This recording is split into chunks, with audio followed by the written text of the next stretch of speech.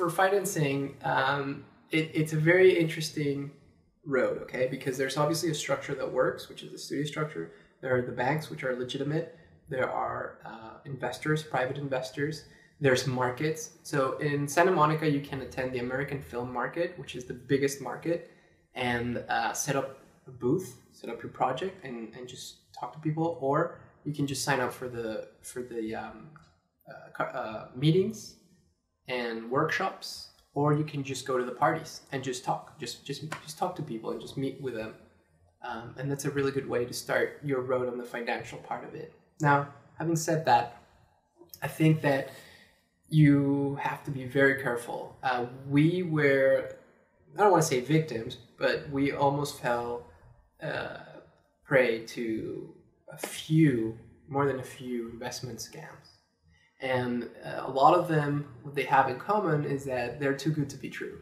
Okay, so that's the first flag.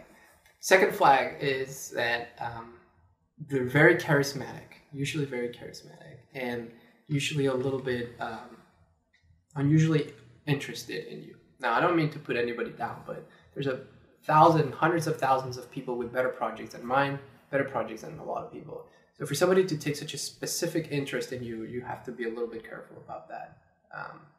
And just being humble too, you know, like when you go in there, you think you're really good about, but you're not. We're just, you know, there's a lot of very talented people out there. So that's all I'm saying. But anyways, back to the financing. So the first thing that you want to do is when you meet someone, just always, first of all, never be afraid to ask. Okay, we've talked to some Chinese investors and they have some sort of protocol, which we were happy to learn, and that's okay. We met with American investors and they have a different protocol. We met with Mexican investors and they have so everybody has a protocol. But within that protocol, find the right time and the right way to ask the questions that you want to ask. That's number one. Don't ever keep anything in. If something doesn't sound good to you, just find the right way to ask it. And if somebody gets angry about something you're asking, that's a red flag. That's called manipulation. I remember a lot of times we talk to investors and they would either, you know, say like, oh, we don't like lawyers. We rather do things one-on-one with the creatives. And I thought, whoa, that's pretty cool. Well, that's very stupid because lawyers are there to protect you. So when somebody says that, that's a red flag. You know, if you engage on a more formal dealing with a potential financer, you have to understand there's people that actually build enterprises to trick other people. That's I'm sorry, but that's the reality. And so you have to be very careful. So one of the things that we should have done that we never did that I'm hoping that you do is you always ask for a proof of financing. Okay, so that could be a bank note, that could be escrow account, whatever, but it has to be an official proof of funds. And what that does is it lets you at least know that the person that you're talking to has the money they're talking about. Otherwise, you're losing your time. You're wasting your time. Now, again, this is something that if you're just meeting a person for the first time, maybe you won't say that, but don't let it get too long before you say that, because then it's very important. Number two, always ask that person about past deals and past references. If they don't have a history that they want to share with you, that's a red flag. If you can't find anything about them from different projects, that's a red flag. So, for example, we talked about we had found a financer for the Sebastian movie, and it was a very, very wealthy financer. And he had financed other movies, fantasy movies in Hollywood that you were actually probably saw in the theater. And we thought, okay, good. That's really good because he's legit, right? Well, when we started to track down the productions that had made those films and we wanted to ask questions about financing, none of them were able to reply anything to us. They were all very shady about it. And, that was a red flag. It's, also the matter of how you approach people. Nobody's going to say, like, hey, I'm a stranger. What was the money? Da, da, da, da, da. We didn't never approach it like that. We would just say, hey, we're a film company. We saw your movie and we've been speaking with such and such, and he mentioned that he helped you finance. We just want to know what your relationship was with this person and how you guys worked together, and sometimes we were met with a very hostile response, and so that was a red flag. So, you know, if you're working with an investment group or something and they don't have a track record that you can search, that's a red flag.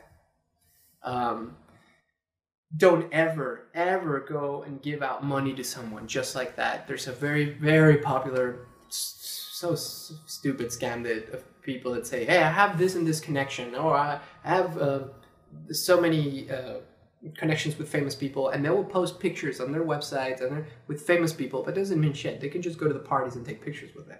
So what they do is they say, I have all these connections, I'll connect you to the right people if you give me $10,000 as a retainer.